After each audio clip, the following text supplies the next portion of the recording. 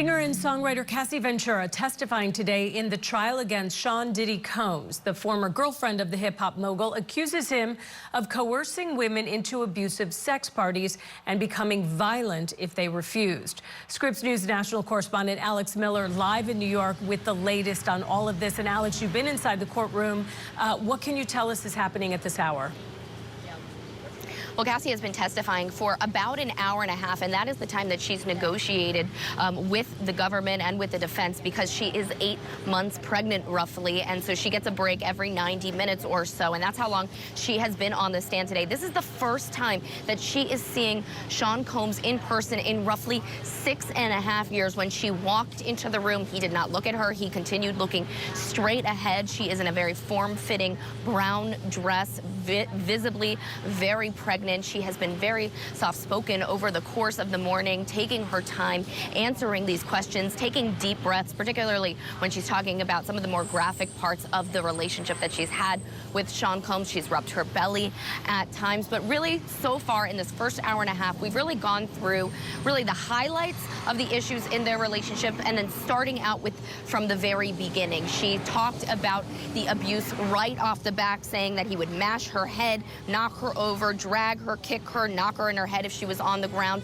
And she said it happened too frequently, that there were violent arguments that turned often into physical abuse, and that he asked her within the first year of their relationship to begin these freak-offs. She said that when he asked her, that her stomach fell into her butt, that she was only 24 years old, and that she really couldn't comprehend how somebody would want their girlfriend to be doing something along the lines of what Sean Combs was asking her to do, but that she not only loved him so much that she felt the need to do it, but also that she felt it was her responsibility as his girlfriend to do this. And so over the course of years, she said he initially planned everything, and then it became her job to set everything up, but that she says she set everything up at his direction. We went through the beginning parts of their relationship, how he signed her to his record label, and that they put out an album, and shortly after they put out that album,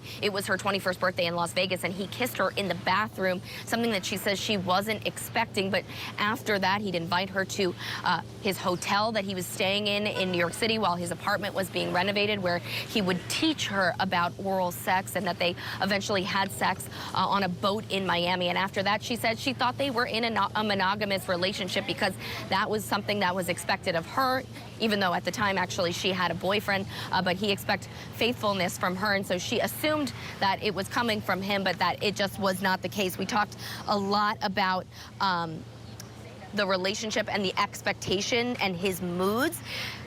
He incessantly called her and texted her. If she did not respond, his security, his staff would do the same. He made sure, she says, that he lived close to her, within walking distance or a short drive, when they lived in New York and when they lived in LA. And if she wasn't responding, he sent his people to find her. She said that she was concerned about his moods, that I would make the wrong face, and the next thing I knew, I was getting hit in the face. She said that psychological abuse happened every single day, and that he always had a plan for what she was doing every single day. And don't forget, she was signed to his record label, so she worked with his engineers and his people, so he knew her whereabouts almost all of the time. She said she interpreted it as control of what she was doing every minute of the day. His security team protected him, but kept an eye on her.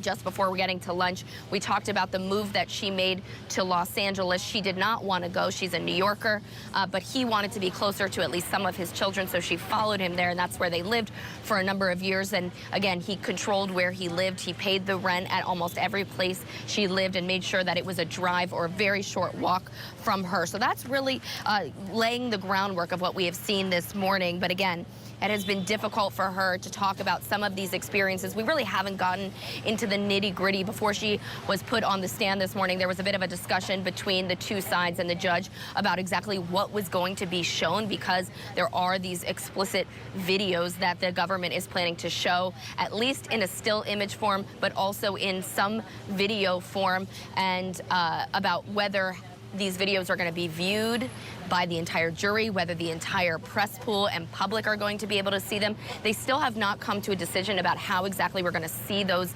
videos or those images. There was an argument from a lawyer who's representing the press that the press and the public has a First Amendment right to see whatever the jury is seeing, and the judge, again, has not made a decision on that.